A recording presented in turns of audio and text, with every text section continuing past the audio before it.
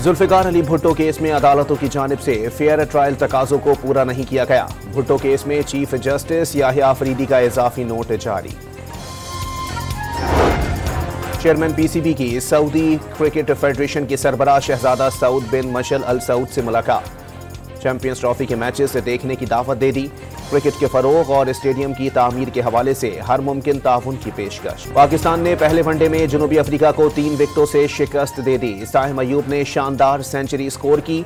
सलमान आगा 82 run score करने और 4 विकेटें हासिल करने पर प्लेयर ऑफ द मैच करार। ओगरा ने गैस की कीमत बढ़ाने की मंजूरी दे दी। सिंध और बलोचिस्तान के लिए गैस 25%, इस्लामाबाद, पंजाब और खैबर पख्तूनख्वा के लिए इजाफा 8.71% होगा।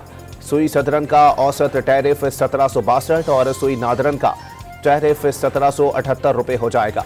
नए निर्खों की हतमी मंजूरी वफाकी हुकूमत देगी।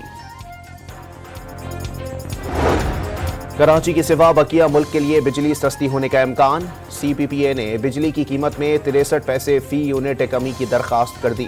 माहाना एडजस्टमेंट की दरखास्त पर 31 दिसंबर को समाअत होगी।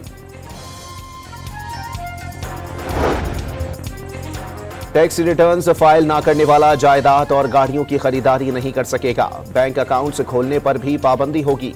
वजीर खजाना महसूलात तरमीमी बिल आज कौमी असम्बली में पेश करेंगे। कराची के इलाके सऊदाबाद में डाकुओं ने घर की दहलीज पर मियां और बीवी को लूट लिया। अल्फला गोल्डन टाउन में डाकू शहरियों के हत्थे चढ़ गया। तशद्दुद के बाद पुलिस के हवाले कर दिया। और पंजाब में सर्दी के साथ शदीद धुंध का राज। हद निगाह कम होने से कई मकामात पर मोटरवेज बंद कर दी गई।